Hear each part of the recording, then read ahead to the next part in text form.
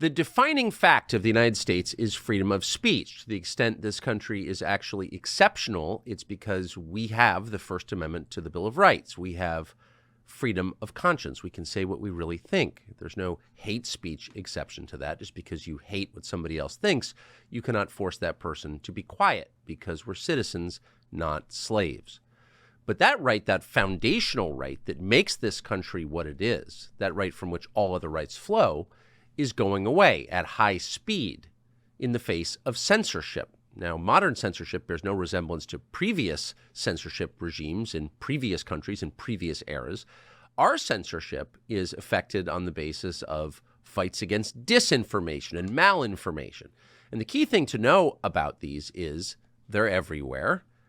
And of course, they have no reference at all to whether what you're saying is true or not. In other words, you can say something that is factually accurate and consistent with your own conscience. And in previous versions of America, you had an absolute right to say those things. But because someone doesn't like them or because they're inconvenient to whatever plan the people in power have, they can be denounced as disinformation, and you could be stripped of your right to express them, either in person or online. In fact, expressing these things can become a criminal act and is. And it's important to know, by the way, that this is not just the private sector doing this. These efforts are being directed by the U.S. government, which you pay for and at least theoretically own. It's your government. But they're stripping your rights at very high speed. Most people understand this intuitively, but they don't know how it happens. How does censorship happen? What are the mechanics of it? Mike Benz is, we can say with some confidence, the expert in the world on how this happens. Mike Benz had the cyber portfolio at the State Department. He's now executive director of Foundation for Freedom Online. And we're going to have a conversation with him about a very specific kind of censorship. By the way, we can't recommend strongly enough. If you want to know how this happens, Mike Benz, B-E-N-Z, is the man to read. But today we just want to talk about a specific kind of censorship, and that's censorship that emanates from the fabled military-industrial complex, from our defense industry and the foreign policy establishment in Washington. And that's significant now because we're on the cusp of a global war, and so you can expect censorship to increase dramatically. And so with that, here is Mike Benz, Executive Director of Foundation for Freedom Online. Mike, thanks so much for joining us. And I just can't overstate to our audience how exhaustive and comprehensive your knowledge is on this topic. It's almost unbelievable. And so if you could just walk us through how the foreign policy establishment and defense contractors and DOD and just the whole cluster, the constellation of defense-related, publicly funded institutions strip from us our freedom of speech. Sure. You know, one of the easiest ways to actually start the story is really with the story of internet freedom and its switch from internet freedom to internet censorship, because free speech on the internet was an instrument of statecraft almost from the outset of the privatization of the internet in 1991. We quickly discovered through the efforts of the Defense Department, the State Department, and our intelligence services that people were using the internet to congregate on blogs and forums, and free speech was championed more than anybody by the Pentagon, the State Department, and our sort of CIA cutout NGO blob architecture as a way to support dissident groups around the world in order to help them overthrow authoritarian governments as they were sort of billed. Essentially, the internet free speech allowed kind of insta-regime change operations to be able to facilitate the foreign policy establishment's State Department agenda. Google is a great example of this. Google began as a DARPA grant by Larry Page and Sergey Brin when they were Stanford PhDs, and they got their funding as part of a joint CIA-NSA program to chart how, quote, birds of a feather flock together online through search engine aggregation.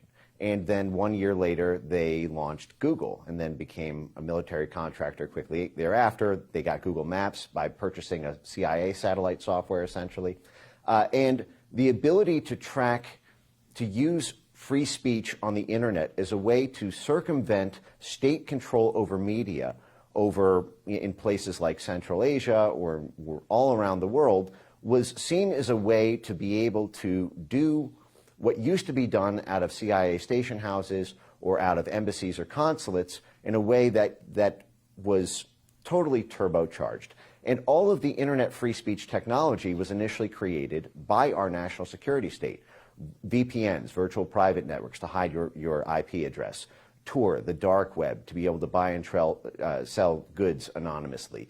End-to-end encrypted chats. All of these things were created initially as DARPA projects or as joint CIA-NSA projects to be able to help intelligence-backed groups to overthrow governments that were causing a problem to the Clinton administration or the Bush administration or the Obama administration. And this plan worked magically from about 1991 until about 2014, when there began to be an about face on internet freedom and its utility. Now, the high watermark of the sort of internet free speech moment was the Arab Spring in 2011, 2012, when you had this one by one, all of the adversary governments of the Obama administration, Egypt, Tunisia, all began to be toppled in Facebook revolutions and Twitter revolutions. And you had the State Department working very closely with the social media companies to be able to keep social media online during those periods. There was a famous phone call from Google's Jared Cohen to Twitter to not do their scheduled maintenance so that the preferred opposition group in Iran would be able to use Twitter to win that election. So it was free speech was an instrument of statecraft from the national security state to begin with. All of that architecture, all of the NGOs, the relationships between the tech companies and the national security state had been long established for freedom. In 2014, after the coup in Ukraine, there was an unexpected counter-coup where Crimea and the Donbass broke away. And they broke away with essentially a military backstop that NATO was highly unprepared for at the time. They had one last Hail Mary chance, which was the Crimea annexation vote in 2014. And when the hearts and minds of the people of Crimea voted to join the Russian Federation, that was the last straw for the concept of free speech on the internet in the eyes of NATO. As they saw it, the fundamental nature of war changed at that moment. And NATO at that point declared something that they first called the Gerasimov Doctrine, which is named after this Russian military general who they claimed made a speech that the fundamental nature of war has changed. You don't need to win military skirmishes to take over Central and Eastern Europe. All you need to do is control the media and the social media ecosystem, because that's what controls elections. And if you simply get the right administration into power, they control the military. So it's infinitely cheaper than conducting a military war to simply conduct an organized political influence operation over social media and legacy media. An industry had been created that spanned the Pentagon, the British Ministry of Defense, and Brussels into a organized political warfare outfit, essentially infrastructure that was created, initially stationed in Germany and in Central and Eastern Europe, to create psychological buffer zones, basically to create the ability to have the military work with the social media companies to censor Russian propaganda or to censor domestic right-wing populist groups in Europe who were rising in political power at the time because of the migrant crisis. So you had the systematic targeting by our State Department, by our IC, by the Pentagon, of groups like Germany's AfD, the Alternative for Deutschland there, and for groups in Estonia, Latvia, Lithuania. Now, when Brexit happened in 2016, that was this crisis moment where suddenly they didn't have to worry just about Central and Eastern Europe anymore. It was coming westward, this idea of Russian control over hearts and minds.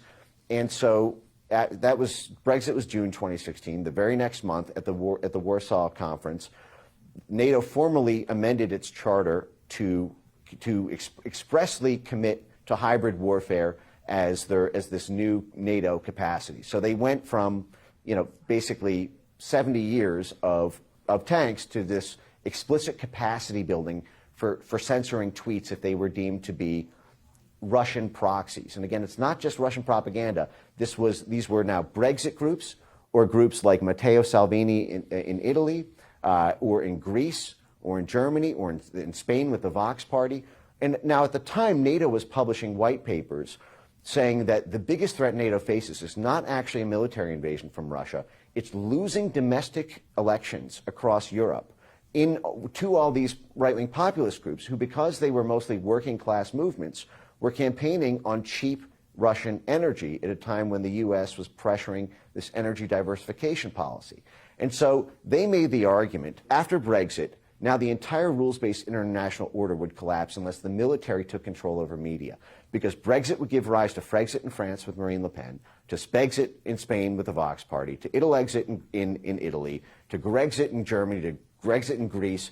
The EU would come apart, so NATO would be killed without a single bullet being fired. And then not only that, now that NATO's gone, now there's no enforcement arm for the International Monetary Fund, the IMF, or the World Bank. So now the financial stakeholders who depend on the battering ram of the national security state would basically be helpless against governments around the world. So from their perspective, if the military did not begin to censor the internet, all of the democratic institutions and infrastructure that gave rise to the modern world after World War II would collapse. So you can imagine the reaction may I ask you to 5 pause months later, right Donald Trump there? won the 2016 election. So you just told a remarkable story that I've never heard anybody explain as lucidly and crisply as you just did. But did anyone at NATO or anyone at the State Department pause for a moment and say, wait a second, we've just identified our new enemy as democracy within our own countries? I think that's what you're saying. They feared that the people, the citizens of their own countries, would get their way, and they went to war against that. Yes.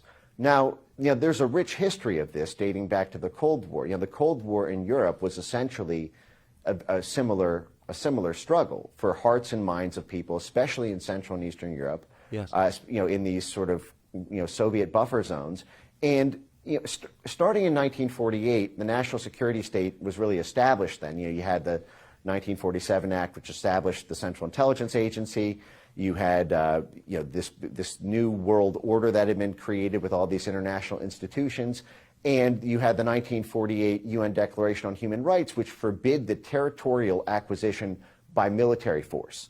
So you can no longer run a traditional military occupation government in the way that we could in 1898, for example, when we took the Philippines. Everything had to be done through a sort of political legitimization process whereby there's some ratification from the hearts and minds of people within the country. Now, often that involves simply puppet politicians who are groomed as emerging leaders by our State Department. But the battle for hearts and minds had been something that we had been giving ourselves a long moral license leash, if you will. Since 1948, one of the godfathers of the CIA, George Kennan, at 12 days after we rigged the Italian election in 1948, by stuffing ballot boxes and working with the mob, we published a memo called The Inauguration of Organized Political Warfare, where he said, listen, it's a mean old world out there. We at the CIA just rigged the Italian election. We had to do it because if the communists won, maybe there'd never be another election in Italy again. So, but it's really effective, guys. We need a Department of Dirty Tricks to be able to do this around the world. And it's essentially a new social contract we're constructing with the American people, because this is not the way we've conducted diplomacy before. But we are now forbidden from using the War Department. In 1948, they also renamed the War Department to the Defense Department. So again, as part of this diplomatic onslaught for political control, rather than it looking like it's overt military control. But essentially what ended up happening there is we created this foreign domestic firewall, we said, that we have a Department of Dirty Tricks to be able to rig elections, to be able to control media, to be able to meddle in the internal affairs of every other plot of dirt in the country. But this sort of sacred dirt on which the American homeland sits, they are not allowed to operate there. The State Department, the Defense Department, and the CIA are all expressly forbidden from operating on U.S. soil. Of course, this is so far from the case, it's not even funny, but that's because of a number of laundering tricks that they've developed over 70 years of doing this. But essentially, there was no moral quandary at first with respect to the creation of the censorship industry when it started out in Germany and in Lithuania and Latvia and Estonia and in Sweden and Finland.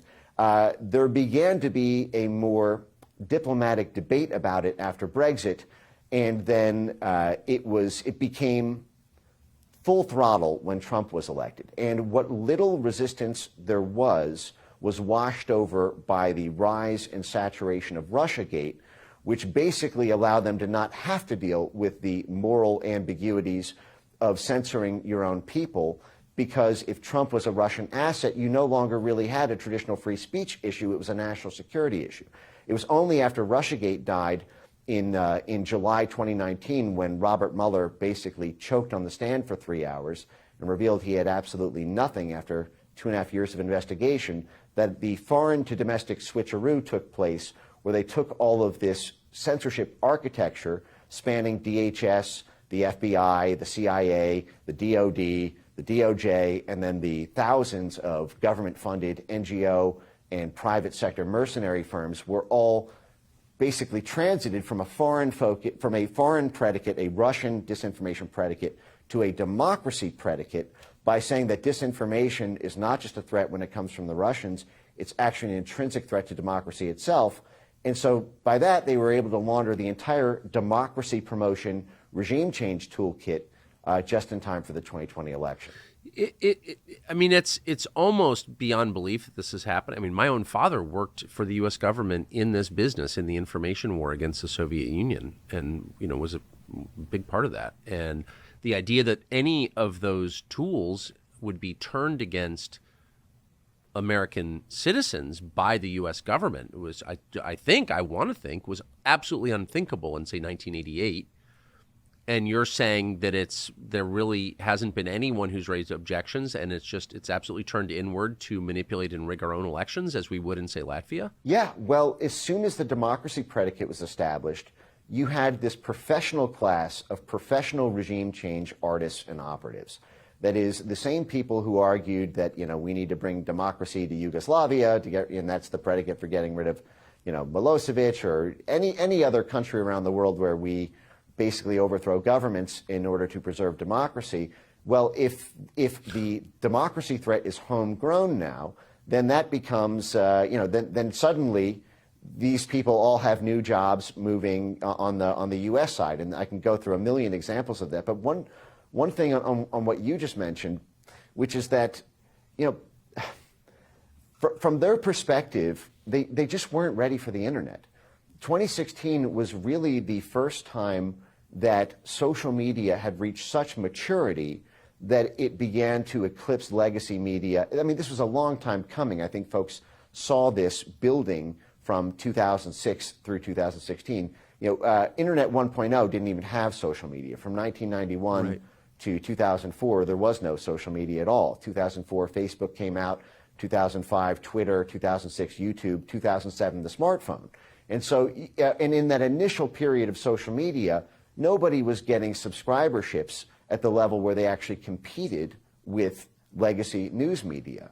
But over the course of being, you know, so initially even these dissident voices within the U.S., even though they may have been loud in moments, they never reached 30 million followers. They never reached, you know, a billion impressions a year type thing, as a uncensored, mature ecosystem allowed citizen journalists and independent voices to be able to outcompete legacy news media.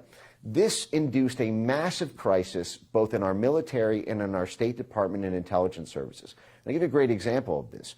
In 2019, at a meeting of the German Marshall Fund, which is, you know, an institution that goes back to the U.S. Basically, I don't want to say bribe, but essentially the soft power, economic soft power projection in Europe as part of the reconstruction of European governments after World War II, to be able to essentially pay them with Marshall Fund dollars, and then in return they basically were under our thumb in terms of how they reconstructed. But the German Marshall Fund held a meeting in 2019. They held 1 million of these, frankly, but where a four-star general got up on the panel and said that what happens. He posed the question: what happens to the U.S. military? What happens to the national security state when the New York Times is reduced to a medium-sized Facebook page? And he posed this thought experiment as an example of we've had these gatekeepers, we've had these bumper cars on democracy in the form of a century-old relationship with legacy media institutions. I mean, our mainstream media is not in any shape or form, even from its outset, independent from the national security state, from the State Department, from the War Department. You know, you had the initial all of the initial broadcast news companies, NBC, ABC, and CBS, were all created by Office of War Information veterans from the War Department's effort in World War II. You had these Operation Mockingbird relationships from the 1950s to the 1970s. Those continued through the use of the National Endowment for Democracy and the privatization of intelligence capacities in the 1980s under Reagan. There's all sorts of CIA reading room memos you can read even on CIA.gov about those continued media relations throughout the 1990s. And so you always had this backdoor relationship between the Washington Post, the New York Times, and all of the major broadcast media corporations. And by the way, Rupert Murdoch and Fox are part of this as well. Rupert Murdoch was actually part of the National Endowment for Democracy coalition in 1983 when it was formed as a way to do CIA operations in an above-board way after the Democrats were so ticked off at the CIA for manipulating student movements in the 1970s. But essentially, there was no CIA intermediary to random citizen journalist accounts. There was no Pentagon backstop. You couldn't get a story killed. You couldn't have this favors for favors relationship. You couldn't promise access to some random person with 700,000 followers who's got an opinion on Syrian gas. And so this induced, and this was not a problem for the initial period of social media from 2006 to 2014 because there were never dissident groups that were big enough to be able to have a mature enough ecosystem on their own, and all of the victories on social media had gone in the way of where the money was, which was from the State Department and the Defense Department and the intelligence services. But then as that maturity happened, you now had this situation after the 2016 election where they said, okay, now the entire international order might come undone. 70 years of unified foreign policy from Truman until Trump are now about to be broken. And we need the same analog control systems we had to be able to put bumper cars on bad stories or bad political movements through legacy media relationships and contacts. We now need to establish and consolidate within the social media companies. And the initial predicate for that was Russiagate, but then after Russiagate died and they used a simple democracy promotion predicate, then it gave rise to this multi-billion-dollar censorship industry that joins together the military-industrial complex, the government, the private sector, the civil society organizations, and then this vast cobweb of media allies and professional fact-checker groups that serve as this sort of sentinel class that surveys every word on the internet. So can you give us, and thank you again for this almost unbelievable explanation of why this is happening. Can you give us an example of how it happens? Just pick one among, I know, countless examples of how the national security state lies to the population, censors the truth in real life. Yeah. So, we have this State Department outfit called the Global Engagement Center, which was created by a guy named Rick Stengel, who described himself as Obama's propagandist in chief. He was the Undersecretary for Public Affairs, which is essentially the liaison office role between the State Department and the mainstream media. So this is basically the exact nexus where government talking points about war or about diplomacy or statecraft get synchronized with mainstream media. So and may I add something to that? As someone, I know Rick Stengel, he was at one point a journalist, and Rick Stengel has made public arguments against the First Amendment and against free speach, and somehow he wrote a whole book on job. it, and he published an op-ed in 2019. He wrote a whole book on it, and he made the argument that we just went over here, that essentially the Constitution was not prepared for the internet, and we need to get rid of the First Amendment accordingly.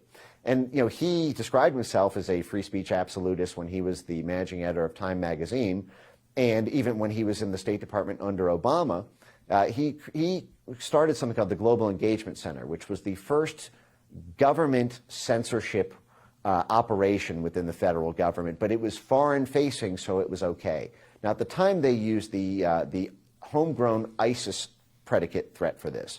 And so it was very hard to argue against the idea of the State Department having this formal coordination partnership with every major tech platform in the U.S. because at the time there were these ISIS attacks, and we were told that ISIS was recruiting on Twitter and Facebook. And so the Global Engagement Center was established essentially to be a State Department entanglement with the social media companies to basically put bumper cars on their ability to platform accounts.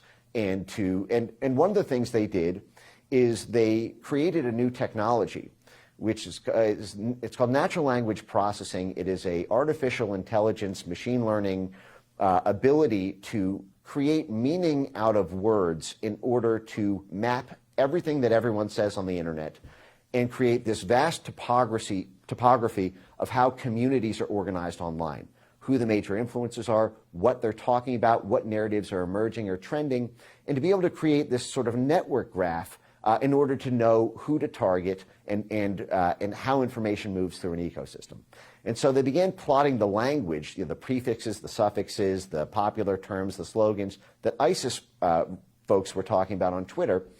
When Trump won the election in 2016, everyone who worked at the State Department was expecting these promotions to the White House National Security Council under Hillary Clinton, who I should remind viewers, was also Secretary of State under Obama, actually ran the State Department. But these folks were all expecting promotions on November 8th, 2016, and were unceremoniously put out of jobs by a guy who was a 20-to-1 underdog, according to the New York Times, the day of the election. And when that happened, these State Department folks took their special set of skills, coercing governments for sanctions. The State Department led the effort to sanction Russia over the Crimea annexation in 2014.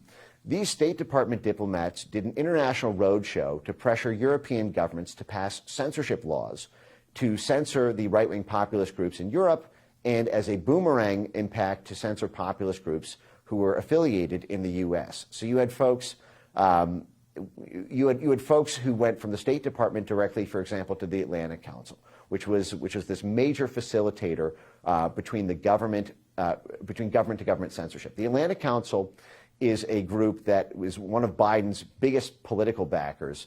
They bill themselves as NATO's think tank. So they represent the political census of NATO, and in many respects, when NATO has civil society actions that they want to be coordinated to synchronize with military action in a region, the Atlantic Council essentially is deployed to consensus build and make that political action happen within a region of interest to NATO. Now, the Atlantic Council has 7 CIA directors on its board. A lot of people don't even know that 7 CIA directors are still alive, let alone all concentrated on the board of a single organization that's kind of the heavyweight in the censorship industry. They get annual funding from the Department of Defense, the State Department, and CIA cutouts like the National Endowment for Democracy.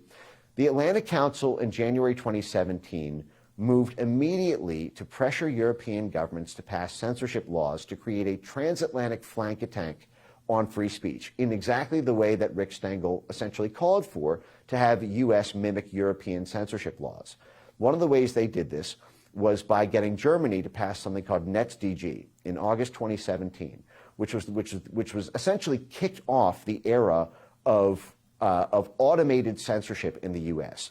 What NetzDG required was, unless social media platforms wanted to pay a $54 million fine for each instance of speech, each post left up on their platform for more than 48 hours that had been identified as hate speech, they would be fined basically into bankruptcy when you aggregate 54 million over tens of thousands of posts per day. And the safe haven around that was if they deployed artificial intelligence-based censorship technologies, which had been, again, created by DARPA to take on ISIS, to be able to scan and ban speech automatically. And this gave, I call these weapons of mass deletion. These are essentially the ability to censor tens of millions of posts with just a few lines of code. And the way this is done is by aggregating. Basically, the field of censorship science fuses together 2 disparate groups of study, if you will. There's the sort of political and social scientists who are the sort of thought leaders of what should be censored. And then there are the sort of quants, if you will. These are the programmers, the computational data scientists, computational linguistics. Every university, there's over 60 universities now who get federal government grants to do this censorship, the censorship work and the censorship preparation work, where what they do is they create these code books of the language that people use, the same way they did for ISIS. They did this, for example, with COVID. They created these COVID lexicons of what dissident groups were saying about mandates, about masks, about vaccines, about high-profile individuals like Tony Fauci or Peter Daszak or any of these others protected VIP individuals whose reputations had to be protected online. And they created these code books. They broke things down into narratives. The Atlanta Council, for example, was a part of this government-funded consortium, something called the Virality Project, which mapped 66 different narratives that dissidents were talking about around COVID, everything from COVID origins to vaccine efficacy. And then they broke down these 66 claims into all the different factual subclaims. And then they plugged these into these essentially machine learning models to be able to have a constant world heat map of what everybody was saying about COVID. And whenever something started to trend that was bad for what the Pentagon wanted or was bad for what Tony Fauci wanted, they were able to take down tens of millions of posts. They did this in the 2020 election with mail-in ballots. It was the same. Wait. May I ask you? I'm sorry. I just got to have to. There's so much here, and it's so shocking. So you're saying the Pentagon, our Pentagon, the U.S. Department of Defense, censored Americans during the 2020 election cycle? Yes, they did this. They did this through the. So there's the two most censored events in human history, I would argue, to date, are the 2020 election and the COVID-19 pandemic. And I'll explain, how I arrived there. So the 2020 election was determined by mail-in ballots.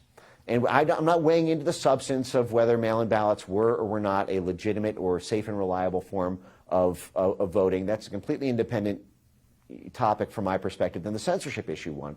But the censorship of mail-in ballots is really one of the most extraordinary stories in our American history, I would argue. What happened was you had this plot within the Department of Homeland Security. Now, this gets back to what we were talking about with the State Department's Global Engagement Center. You had this group within the Atlanta Council and the foreign policy establishment, which began arguing in 2017 for the need for a permanent domestic censorship government office to serve as a quarterback for what they called a whole-of-society counter-misinformation, counter-disinformation alliance. That just means censorship, the counter-mis-disinfo. But their whole-of-society model explicitly proposed that we need every single asset within society to be mobilized in a whole-of-society effort to stop misinformation online. It was that much of an existential threat to democracy. And so, but they fixated in 2017 that it had to be centered within the government because only the government would have the clout and the coercive threat powers and the perceived authority to be able to tell the social media companies what to do, to be able to summon a government-funded NGO swarm to create that media surround sound, to be able to arm an astroturfed army of fact checkers, and to be able to liaise and connect all these different censorship industry actors into a cohesive, unified whole. And the Atlanta Council initially proposed with this blueprint called forward defense. It's not offense, it's forward defense, guys. They initially proposed that running this out of the State Department's Global Engagement Center because they had so many assets there who were so effective at censorship under Rick Stengel's steed and under the Obama administration. But they said, we're not going to be able to get away with that because we don't really have a national security predicate, and it's supposed to be foreign-facing. We can't really use that hook unless we have a sort of national security one. Then they contemplated parking it at the CIA. And they said, well, actually, there's two reasons we can't do that. The CIA is foreign-facing. We can't really establish a counterintelligence threat to bring it home domestically. Also, we're going to need essentially tens of thousands of people involved in this operation, spanning this whole society model. You can't really run a clandestine operation that way. So they said, okay, well, what about the FBI? They said, well, the FBI would be great. It's domestic. But the problem is the FBI is supposed to be the intelligence arm of the Justice Department. And what we're dealing with here are not acts of law breaking. It's basically support for Trump, or if a left-wing populist had risen to power like Bernie Sanders or Jeremy Corbyn, I have no doubt they would have done in the UK. They would have done the same thing to him there. They targeted Jeremy Corbyn and other left-wing populist NATO skeptical groups in Europe. But in the U.S., it was all Trump. And so essentially what they said is, well, the only other domestic intelligence equity we have in the U.S. besides the FBI is the DHS. So we are going to essentially take the CIA's power to rig and bribe foreign media organizations, which is a power they've had since the day they were born in 1947, and we're going to combine that with the power, with the domestic jurisdiction of the FBI by putting it at DHS. So DHS was basically deputized. It was empowered through this obscure little cybersecurity agency to have the combined powers that the CIA has abroad with the jurisdiction of the FBI at home. And the way they did this, how did an obscure little cybersecurity agency get this power, was they did a funny little series of switcheroos.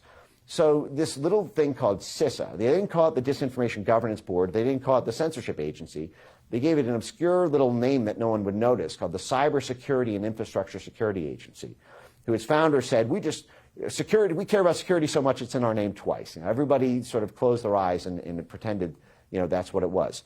But it was created by act of Congress in 2018 because of the perceived threat that Russia had hacked the 2016 election, had physically hacked it, and so we needed the cybersecurity power to be able to deal with that. And essentially on the heels of a CIA memo on January 6, 2017, and a same-day DHS executive order on January 6, 2017, arguing that Russia had interfered in the 2016 election, and a DHS mandate saying that elections are now critical infrastructure, you had this new power within DHS to say that cybersecurity attacks on elections are now our purview. And then they did two cute things. One, they said mis, dis, and malinformation online are a form of cybersecurity attack. They are a cyber attack because they are happening online. And they said, well, actually, Russian disinformation is, we're actually protecting democracy and elections. We don't need a Russian predicate after Russiagate died. So just like that, you had this cybersecurity agency be able to legally make the argument that your tweets about mail-in ballots, if you undermine public faith and confidence in them as a legitimate form of voting, you were now conducting a cyber attack on U.S. critical infrastructure by articulating misinformation on Twitter.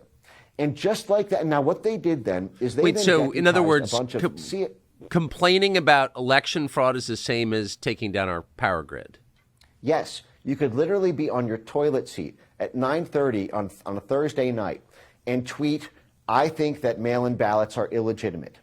And you were essentially then caught up in the crosshairs of the Department of Homeland Security classifying you as conducting a cyber attack on U.S. critical infrastructure because you were doing misinformation online in the cyber realm, and misinformation is a cyber attack on democracy when it undermines public faith and confidence in our democratic elections and our democratic institutions. They would end up going far beyond that. They would actually define democratic institutions as being another thing that was a cyber security attack to undermine. And lo and behold, the mainstream media is considered a democratic institution. That would come later. What ended up happening was, in advance of the 2020 election, starting in April of 2020, although this goes back before, you had this essentially never-Trump neocon Republican DHS working with essentially NATO on the national security side and essentially the DNC, if you will, to use DHS as the launching point for a government-coordinated mass censorship campaign spanning every single social media platform on Earth in order to pre-censor the ability to dispute the legitimacy of mail-in ballots. And here's how they did this. They aggregated 4 different institutions, Stanford University, the University of Washington, a company called Graphica, and the Atlantic Council. Now, all 4 of these institutions, the centers within them, were essentially Pentagon cutouts. You had at the Stanford Internet Observatory, it was actually run by Michael McFaul. If you know Michael McFaul, he was the U.S. ambassador to Russia under the Obama administration, and he personally authored a 7-step playbook for how to successfully orchestrate a color revolution. That is, and part of that involved maintaining total control over media and social media, juicing up the civil society outfits, calling elections illegitimate in order to, now mind you, all of these people were professional Russiagators and professional election delegitimizers in 2016. And then, well, I'll get to that in a sec. So Stanford University, nominally the Stanford Area Observatory under Michael McFaul, was run by Alex Stamos, who was formerly a Facebook executive who coordinated with ODNI and with respect to Russiagate, taking down Russian propaganda at Facebook. So this is another liaison, essentially, to the national security state. And under Alex Stamos at Stanford Area Observatory was Renee DiResta, who started her career in the CIA and wrote the Senate Intelligence Committee report on Russian disinformation. And there's a lot more there that I'll get to another time. But the next institution was the University of Washington, which is essentially the Bill Gates University in Seattle, who is headed by Kate Starbird, who is basically 3 generations of military brass, who got her PhD in crisis informatics, essentially doing social media surveillance for the Pentagon and getting DARPA funding and working essentially with the national security state, then repurposed to take on mail-in ballots. The third firm, Graphica, got $7 million in Pentagon grants and got their start as part of the Pentagon's Minerva Initiative. The Minerva Initiative is the psychological warfare research center of the Pentagon. This group was doing social media spying and narrative mapping for the Pentagon until the 2016 election happened, and then were repurposed into a partnership with the Department of Homeland Security to censor 22 million Trump tweets, pro-Trump tweets about mail-in ballots. And then the fourth institution, as I mentioned, was the Atlantic Council, who's got 7 CIA directors on the board. So one after another, it is exactly what Ben Rhodes described during the Obama era as the blob. The foreign policy establishment, it's the Defense Department, the State Department, or the CIA every single time. And of course, this was because they were threatened by Trump's foreign policy. And so while much of the censorship looks like it's coming domestically, it's actually by our foreign-facing Department of Dirty Tricks Color Revolution blob, who are professional government topplers, who were then basically descended on the 2020 election. Now, they did this. They explicitly said, the head of this election integrity partnership, on tape, and my foundation clipped them, and it's been played before Congress, and it's in a part of the Missouri v. Biden lawsuit now. But they explicitly said on tape that they were set up to do what the government was banned from doing itself. And then they articulated a multi-step framework in order to coerce all the tech companies to take censorship actions they said on tape the tech companies would not have done but for their pressure, which involved using threats of government force because they were the deputized arm of the government. They had a formal partnership with the DHS. They were able to use DHS's proprietary domestic disinformation switchboard to immediately talk to top brass at all the tech companies for takedowns. And they bragged on tape about how they got the tech companies to all systematically adopt a new terms of service speech violation ban called delegitimization, which meant any tweet, any YouTube video, any Facebook post, any TikTok video, any Discord post, any Twitch video, anything on the internet that undermined public faith and confidence in the use of mail-in ballots or early voting drop boxes or ballot tabulation issues on election day was a prima facie terms of service violation policy under this new delegitimization policy that they only adopted because of pass-through government pressure from the Election Integrity Partnership, which they bragged about on tape, including the grid that they used to do this, and simultaneously invoking threats of government breaking them up or government stopping doing favors for the tech companies unless they did this, as well as inducing crisis PR by working with their media allies. So, and they said the government, DHS, could not do that themselves, and so they set up this basically constellation of State Department, Pentagon, and IC networks to run this pre-censorship campaign, which by their own math had 22 million tweets on Twitter alone. And mind you, they did this on 15 platforms. This is hundreds of millions of posts, which were all scanned and banned or throttled so that they could not be amplified, or they existed in a sort of limited state purgatory, or had these frictions affixed to them in the form of fact-checking labels where you couldn't actually click through the thing, or you had to, it was an inconvenience to be able to share it. Now, they did this 7 months before the election, because at the time they were worried about the perceived legitimacy of a Biden victory in the case of a so-called red mirage, blue shift event. They knew the only way that Biden would be able to would win mathematically was through the disproportionate Democrat use of mail-in ballots. They knew there would be a crisis because it was going to look extremely weird if Trump looked like he won by 7 states. And then 3 days later, it comes out actually the election switched. I mean, that would put the election crisis of the Bush-Gore election on a level of steroids that the national security said, well, the public will not be prepared for. So what we need to do is we need to, in advance, we need to pre-censor the ability to even question the legitimacy.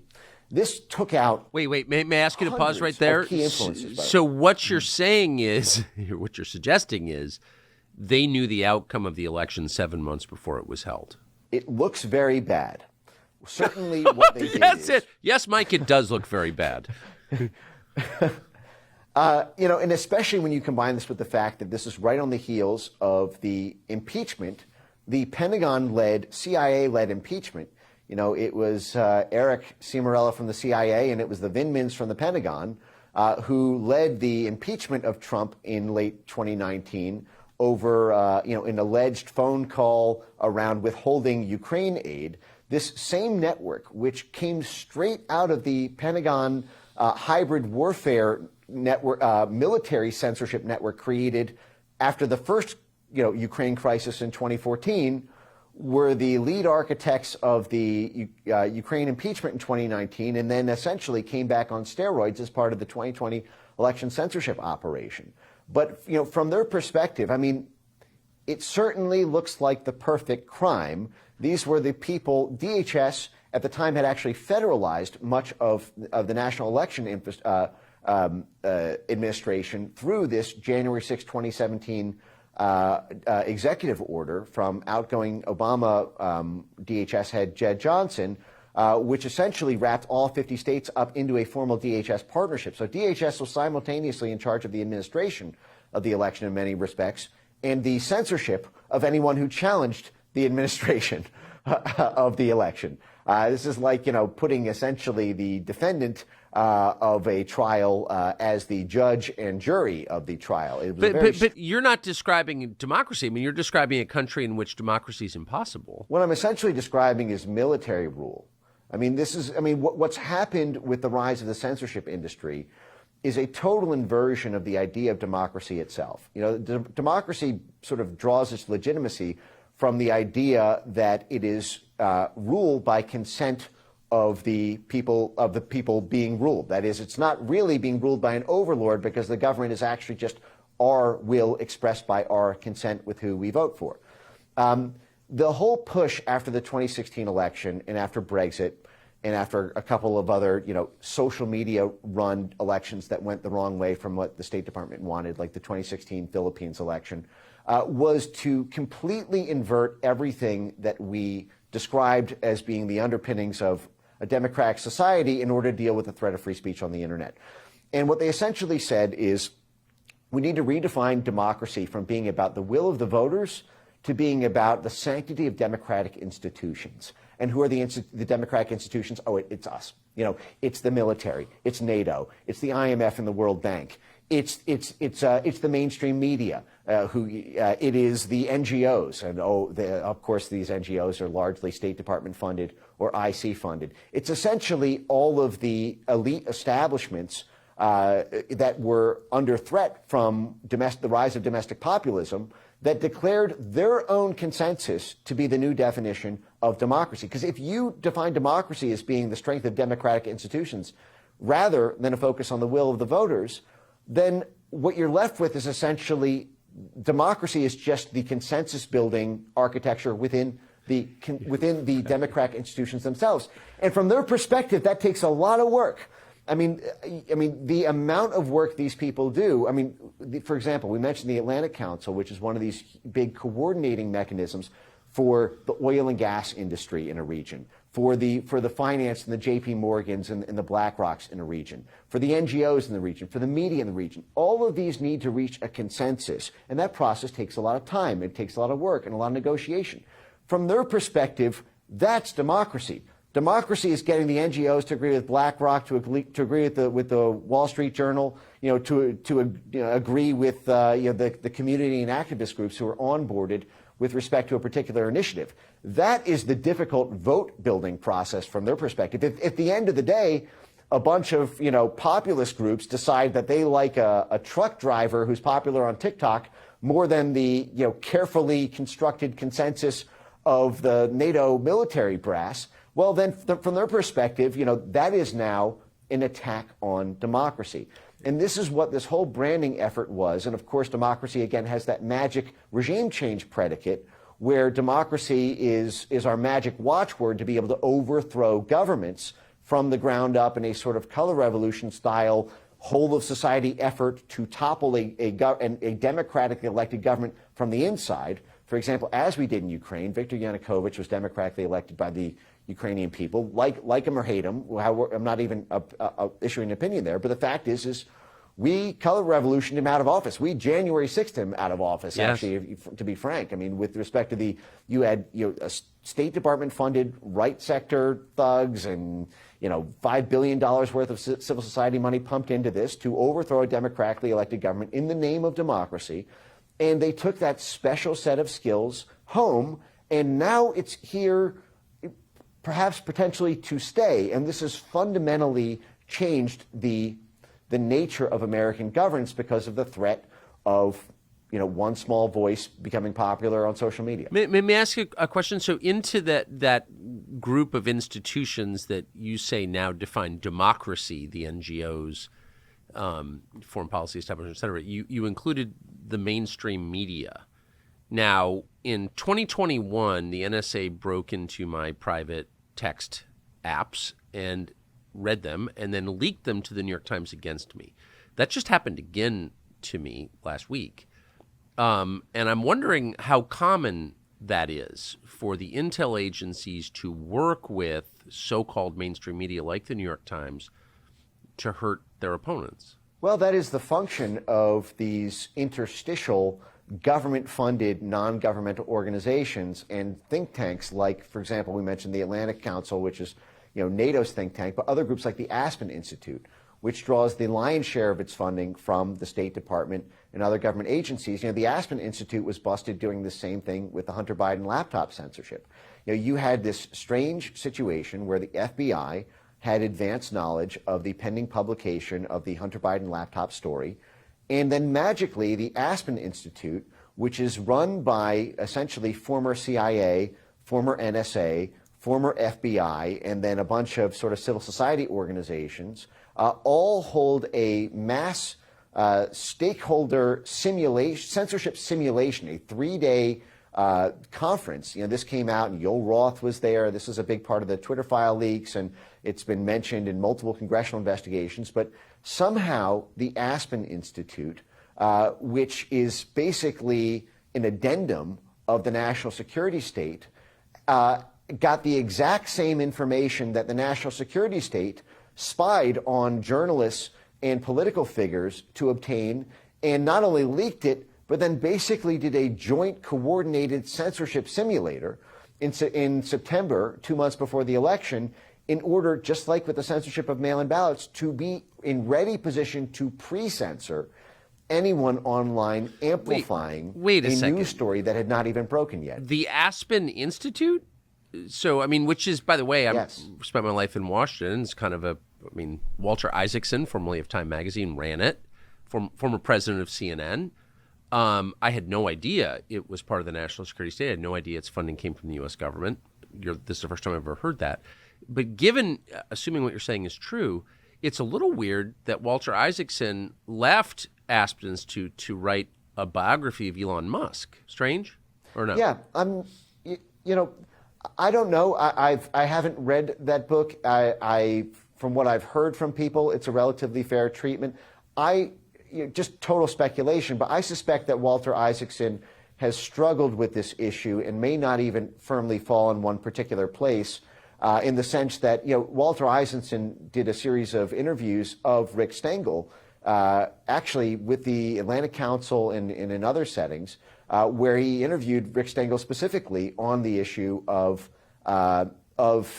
the need to get rid of the First Amendment and the threat that free speech on social media poses to democracy. Now, at the time, I was very concerned. This was between 2017 and 2019 when he did these Rick Stengel interviews. I was very concerned because Isaacson expressed what seemed to me to be a highly sympathetic view about the Rick Stengel perspective on killing the First Amendment.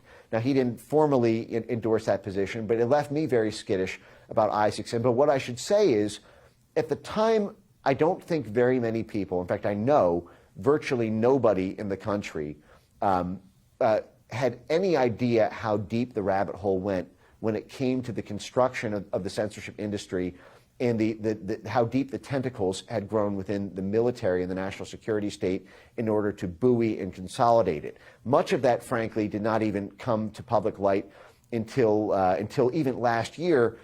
Frankly, some of that was galvanized by Elon Musk's acquisition and the Twitter files and the Republican turnover in the House that allowed these multiple investigations, the lawsuits like Missouri v. Biden and the discovery process there, and multiple other things like the Disinformation Governance Board, who, by the way, the interim head of that, the head of that, Nina Jankowicz, got her start in the censorship industry from this exact same clandestine intelligence community censorship network created after the 2014 Crimea situation. Nina Jankowicz, when her name came up in 2022 as part of the Disinformation Governance Board, I almost fell out of my chair because I had been tracking Nina's network for almost 5 years at that point when her name came up as part of the UK intercluster cell of a busted clandestine operation to censor the internet called the Integrity Initiative, which was created by the UK Foreign Office and was backed by NATO's political affairs unit in order to carry out this thing that we talked about at the beginning of this dialogue, the NATO sort of psychological inoculation and the ability to kill so-called Russian propaganda or rising political groups who wanted to maintain energy relations with Russia at a time when the U.S. was trying to kill the Nord Stream and other pipeline relations. Well, they did that. Marine Le Pen and Nina Jankowicz was a part of this outfit,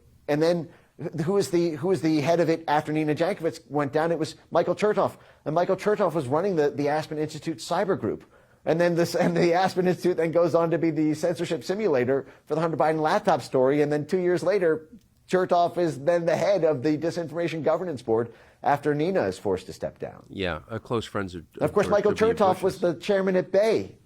Sorry. Of course. Michael Chertoff was the chairman of the largest military contractor in Europe, BAE Military. So it's all connected. You've blown my mind so many times in this conversation that I'm going to need a nap directly after it's done. So I've just got two more questions for you. One short, one a little longer. Short one is, for people who've made it this far, an hour in, and want to know more about this topic, and by the way, I hope you will come back whenever you have the time to explore different threads of this story. But for people who want to do research on their own, how can your research on this be found on the internet? Sure. So our foundation is foundationforfreedomonline.com. We publish all manner of reports on every aspect of the censorship industry, from what we talked about with the role of the military-industrial complex and the national security state, to what the universities are doing, to I sometimes refer to as digital MK Ultra. There's just the field of basically the science of censorship and how and the funding of these psychological manipulation methods in order to nudge people into different belief systems, as they did with COVID, as they did with energy and every sensitive policy issue is what they essentially had an ambition for.